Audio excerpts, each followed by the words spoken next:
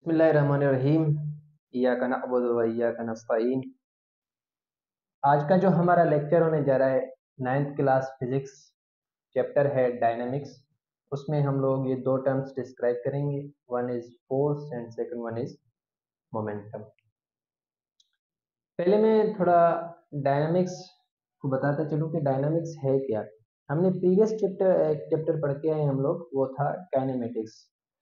Actually dynamics and kinematics दोनों branches हैं mechanics की, और ये दोनों ब्रांचेज रिलेटेड हैं मोशन के साथ, यानी हरकत करने वाली जिस्मों के बारे में बताते हैं, डायनामिक्स भी और काइनेमेटिक्स भी। लेकिन जो काइनेमेटिक्स है वो विथआउट रेफरेंस ऑफ फोर्स बताता है, यानी कि हरकत तो हुई है जिस्म में, लेकिन वो उस हरकत के पीछे फोर्स कितना लगा है, कौन सा फोर्स लगा है, तो वो फोर्स के रेफरेंस के बगैर हमें बताता है।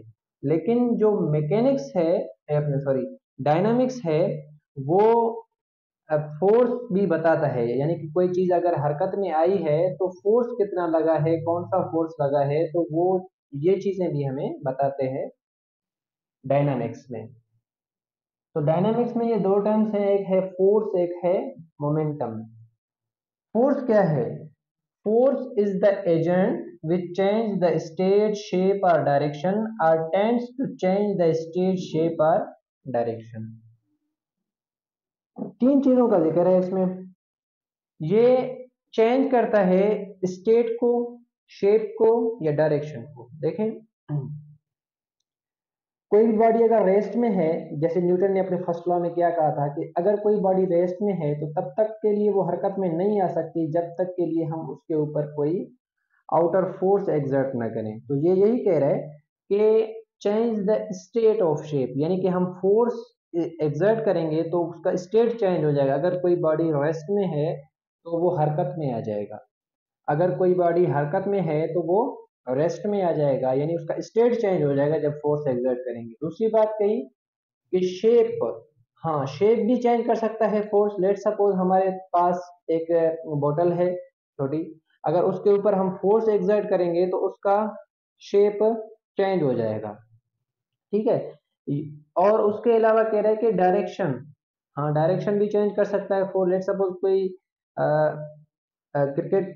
क्रिकेट कोई देखता हो तो उनको पता होगा कि जब बॉलर बॉल थ्रो करता है तो जब बैट्समैन शॉट मारता है तो वो जो बॉल जाती है छक्के पे, तो आप लोग देखें जो बॉलर ने बॉल फेंकी थी उसका डायरेक्शन अलग था, और जब बॉल बैट पे लगी फिर वो बॉल छक्के पे जाके गिरी तो उसका डायरेक्शन अलग था। लेट सपोज अगर बॉलर ने ये बॉल थ्रो किया और बैट्समैन जब यहाँ से इस बॉल को मारेगा तो यहाँ पर आकर बॉल गिरेगा, तो आप लोग देखें दोनों डायरेक्शन डिफरेंट हैं।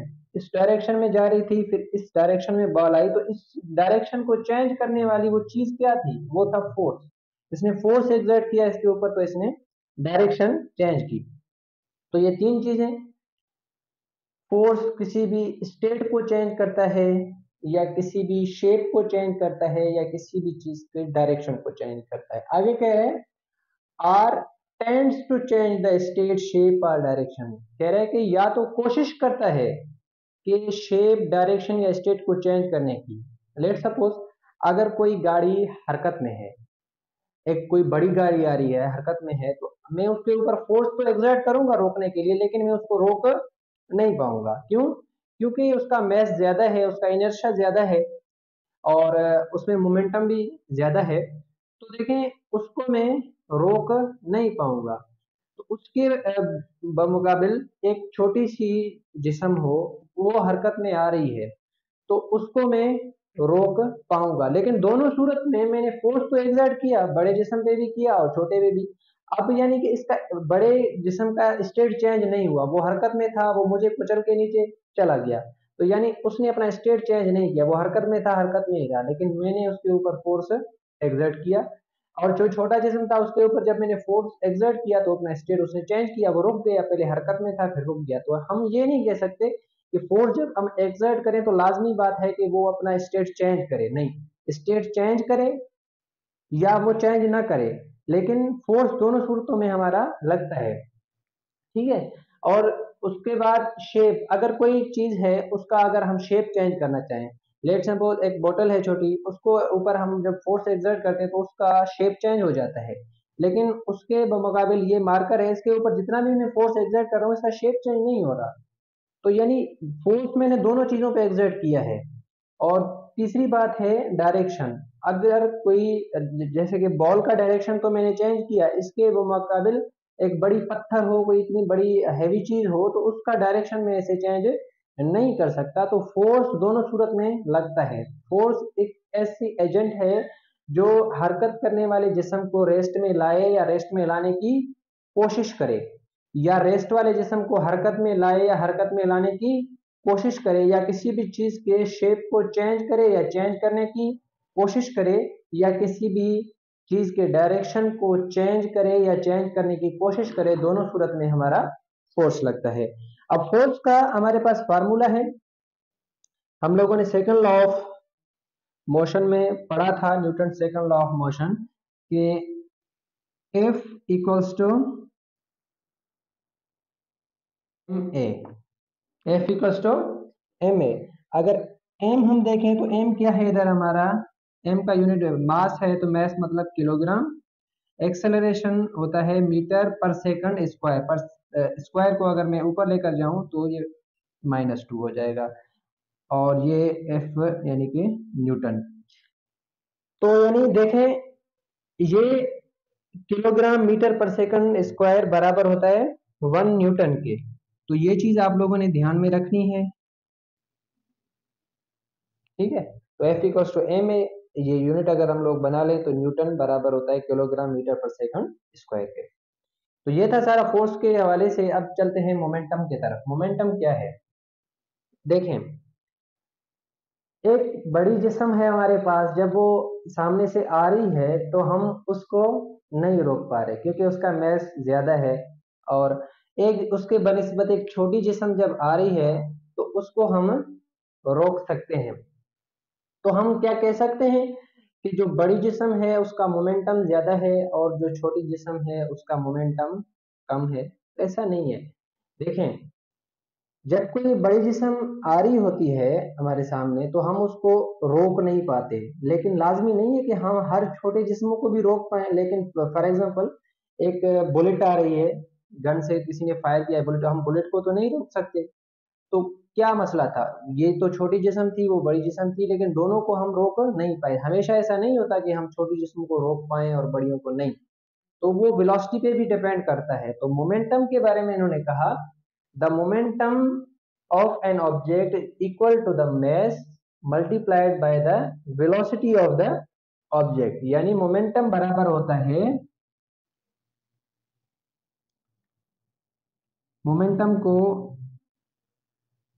P से शो करते हैं इस तरीके से, और मोमेंटम बराबर होता है मास मल्टीप्लाइड बाय वेलोसिटी। मास का यूनिट क्या होगा हमारे पास, किलोग्राम। वेलोसिटी का यूनिट क्या होगा, मीटर पर सेकंड। तो अगर मैं इधर स्टेटमेंट दूं,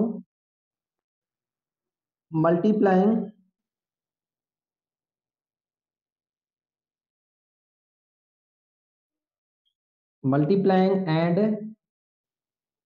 डिवाइडिंग बाय टाइम यानी कि सेकंड। अगर सेकंड से मैं मल्टीप्लाई भी करूं और डिवाइड भी करूं तो ऐसे मैं कर सकता हूं।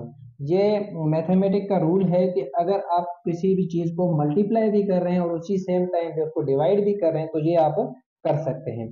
तो अगर इसका हम लोग यूनिट देखें, पहले मोमेंटम का यूनिट हमारे पास है किलोग्राम मीटर पर सेकंड। इसको हम ऐसे भी लिख सकते हैं, किलोग्राम मीटर सेकंड इनवर्स, यानी सेकंड को हम लोग ऊपर लेकर जाएं तो ऐसे हो सकता है, मोमेंटम बराबर किलोग्राम मीटर सेकंड इनवर्स। ये यानी कि मोमेंटम का यूनिट है। अगर इसको सेकंड से मल्टीप्लाई भी करूं और सेकंड से डिवाइड भी करूं तो ऐसे हम कर सकते हैं, multiplied by second and also divided by second.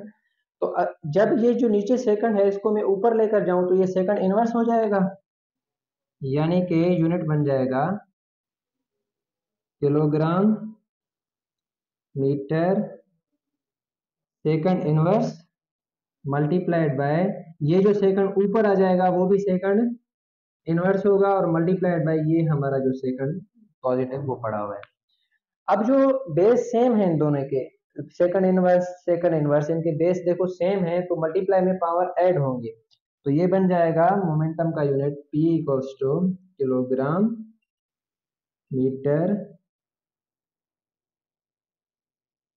Second के ऊपर पावर -2 मल्टीप्लाई बाय ये जो पॉजिटिव सेकंड पड़ा हुआ है वो।